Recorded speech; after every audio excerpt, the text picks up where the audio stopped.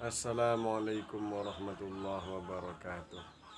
Bismillah, alhamdulillah, wassalatu wassalamu ala rasulillah Sayyidina Muhammad ibn Abdullah wa ala alihi wa sahbihi wa mawalah, amma ba'du. Rasulullah sallallahu alaihi wasallam bersabda, bercerita ya. Rasulullah sallallahu alaihi wasallam bercerita. Jadi cerita ini adalah cerita Rasulullah sallallahu alaihi wasallam, bukan cerita saya. Rasulullah sallallahu alaihi wasallam bercerita, ia bersabda, qala kana fi man kana qablakum rajulun qatala tis'atan wa tis'ina nafsan. Dulu ada orang yang membunuh sebanyak 99 jiwa. Fasa'ala an a'lami ahlil ardi.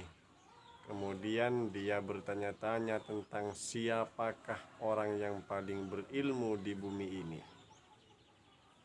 Fadulla ala rohibin fa'atahu. Kemudian dia pun ditunjukkan kepada seorang pendeta rohib, yaitu kiainya orang Nasrani. Nah, kemudian ia mendatanginya. Faqala innahu qatala tis'atan wa tis'ina nafsan fahal lahu min taubatin. Maka dia bertanya kepada pendeta tersebut dan bilang bahwa dirinya telah membunuh sebanyak 99 jiwa. Apakah masih ada tobat untuknya?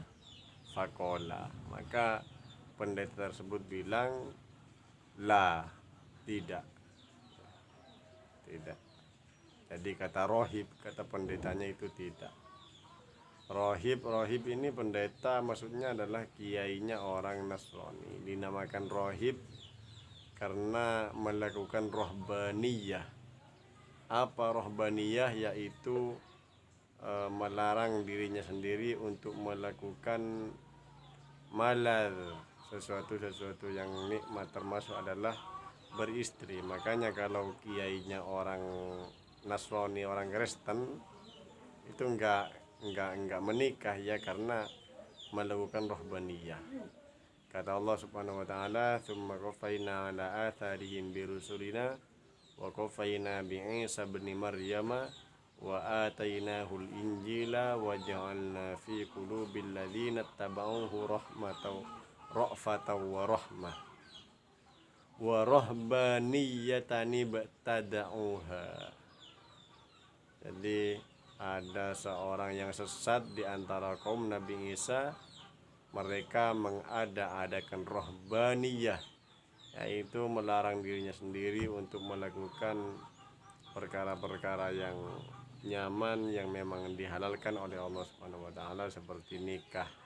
Jadi melarang dirinya sendiri untuk menikah. Ini namanya rohbaniyah. Makanya pelakunya disebut rohib, yaitu pelaku rohbaniyah. Ini orang kafir karena dia berpendapat bahwa Nabi Isa adalah anak Allah Subhanahu wa taala. Ta'alallahu an dzalika 'uluwan kabira. Maka yang terusnya cerita, pendeta tersebut bilang tidak, sudah enggak ada lagi tobatnya kalau sudah membunuh 99 jiwa. Fakotalahu fakammala bihi mi'atan. Maka kalau kata Maduranya san ya, hepati sekali. Ya, pendetanya tersebut karena mengatakan tidak ada tobat, ya sekalian dibunuh, sehingga jumlahnya menjadi 100 jiwa yang dibunuh olehnya. Tsumma sa'ala an a'lami ahlil ardi. Kemudian dia bertanya lagi tentang siapakah ahli bumi yang paling alim, yang paling berilmu. fadulla ala rajulin alimin, kemudian dia ditunjukkan kepada orang yang alim, yang bukan yang alim, maksudnya ini orang yang berilmu tapi bukan dari golongan orang-orang kafir gitu ya. Faqala innahu qatala mi'ata nafsin fahal lahu min taubatin. Kemudian dia bertanya sebagaimana yang ditanyakan kepada pendeta yang sebelumnya. Saya telah membunuh 100 orang. Apakah masih ada tobat untuk saya? Faqala na'am. Kemudian dia menjawab, iya. Wa man yahulu bainahu wa bainat taubah. Siapa yang bisa menghalangi antara kamu dan taubat? Ya, enggak ada. Gitu ya. Enggak ada. Intalik ila ardi kadza wa kadza fa inna biha unasan ya'buduna Allah ta'ala fa'budillaha ma'hum.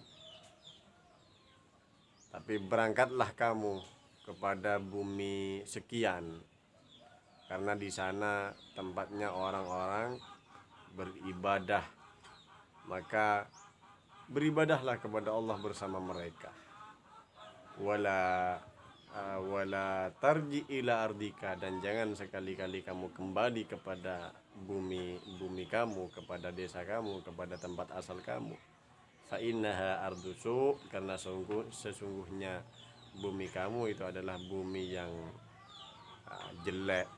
Jadi dari hadis ini memang ada bumi yang jelek, itu memang ada bumi yang baik, itu memang ada, tentunya ya karena penghuninya gitu. Ada bumi yang bagus, ada bumi juga yang jelek gitu ya. Makanya orang yang mau bertobat di sini disuruh sama orang yang alim, disuruh tidak kembali kepada buminya sendiri, disuruh hijrah, berangkat kepada bumi yang baik, yang di sana tempatnya orang-orang beribadah kepada Allah Subhanahu wa taala. Fantolakoh, kemudian dia berangkat, hatta idza nasafat tariqa atahul mautu, ketika sudah menempuh separuh perjalanan, maka dia meninggal dunia, mati, dicabut nyawanya oleh Allah, oleh malaikat maut. Atahul mautu fahtasamat fihi malaikatur rahmah wa malaikatul adab. Kemudian malaikat rahmat dan malaikat adab, malaikat rahmat dan malaikat adab saling rebut gitu ya, saling bercekcokan untuk mengambilnya gitu ya. Faqalat malaikatur rahmah, malaikat rahmat berkata, ja'a taiban muqbilan biqalbihi ilallah ta'ala. Wah, dia bertobat, dia hatinya sudah menghadap kepada Allah Subhanahu wa taala. Jadi dia adalah milikku, kata malaikat rahmat, karena dia sudah, hatinya sudah menghadap kepada Allah Subhanahu wa taala, dia sudah bertobat. Wa qalat malaikatul azab, malaikat azab berkata, innahu lam ya'mal khairan qat. Wah, dia tidak pernah melakukan kebaikan sama sekali, dia adalah milik kami. Fa'atahum malakun fi surati adamiyyin faja'aluhu bainahum ay hakama. Kemudian datanglah malaikat berbentuk manusia, maka malaikat tersebut oleh malaikat rahmat dan malaikat azab dijadikan sebagai hakam, sebagai pemutus perkara.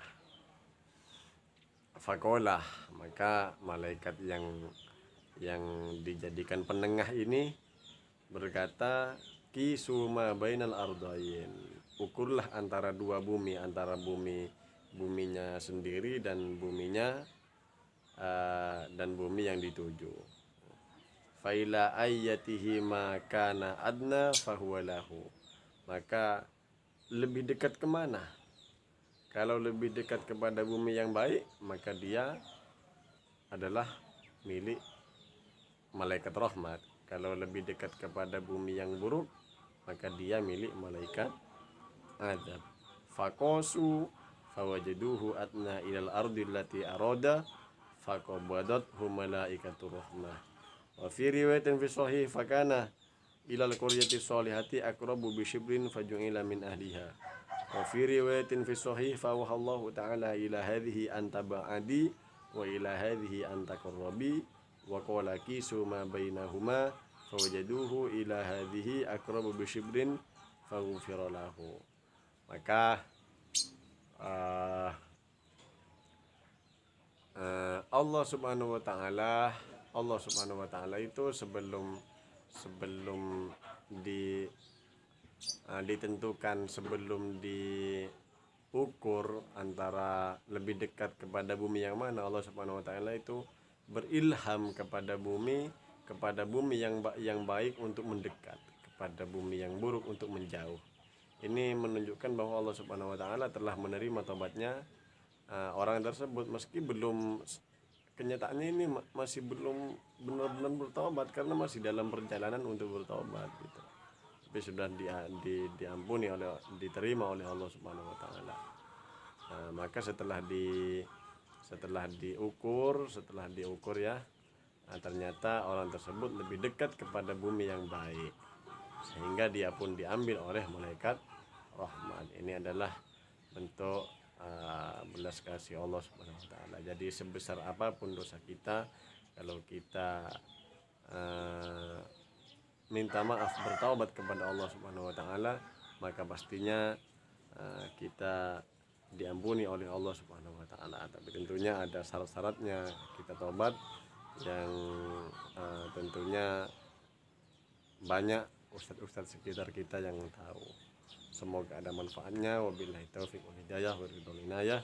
Wassalamualaikum warahmatullahi wabarakatuh.